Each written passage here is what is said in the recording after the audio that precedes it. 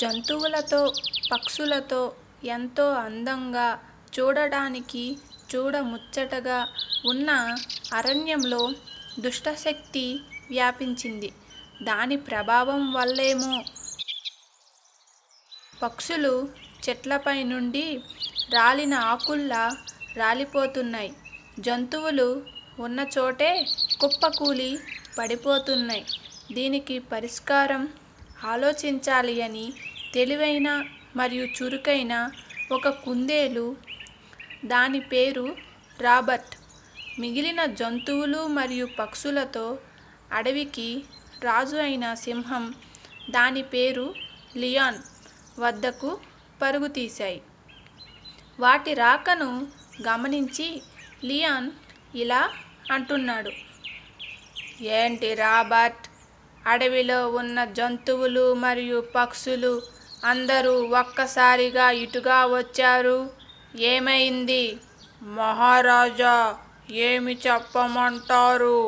అడవిలో ఉన్నవి ఇవి మాత్రమే, మిగిలినవి చనిపోయాయి. వాటికి కారణం ఏమిటో తెలుసుకుందామని మీ వద్దకు అందరం కలిసికట్టుగా వచ్చాం. నిజమే రాబర్ట్, నేను విన్నాను. ఇలాంటి పరిస్థితి ఎప్పుడూ రాలేదు. ఇప్పుడు ఎందుకు ఇలా జరుగుతుంది? మిగిలిన వాటిని అయినా ఎలా అయినా రక్షించాలి. ఏమి చెయ్యాలో నాకు తెలియటం లేదు అంటూ అటూ ఇటూ చూస్తూ ఉన్నాడు లియాన్. అదే సమయంలో నక్క పరుగు తీయిస్తూ లియాన్ మరియు మిగిలిన జంతువులు, పక్షులు ఉన్న చోటుకు వచ్చాడు. దాని పేరు ఫ్రాంక్. మహారాజా, నేను ఒక విషయం విన్నాను. అది చెబుదామని ఇటుగా వచ్చాను. అందరూ ఇక్కడే ఉన్నారు కనుక మంచిది. అందరూ జాగ్రత్తగా వినండి. మనము చాలా పెద్ద ప్రమాదంలో ఉన్నాం. కొందరు మనుషులు మాట్లాడుతుండగా చాటున విన్నాను. ఏదో వ్యాధి వచ్చింది అంట. గ్రామాలు మరియు పట్టణంలో ఉన్న ప్రజలు చాలా జాగ్రత్తగా ఉన్నారు. అందరూ ఏదో కవచం ధరించి ఉన్నారు ముఖానికి.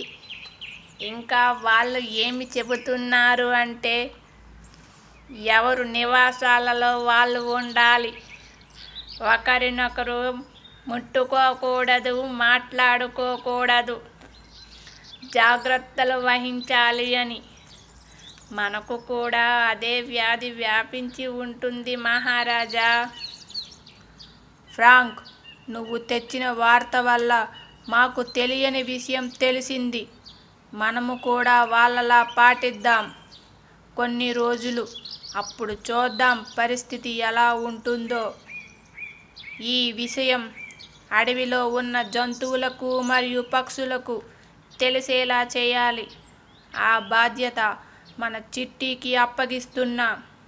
అలాగే మహారాజా, మీరు చెప్పినట్టే చేస్తాను అంటూ ఒక్కసారిగా పైకి ఎగురుతుంది చిట్టి.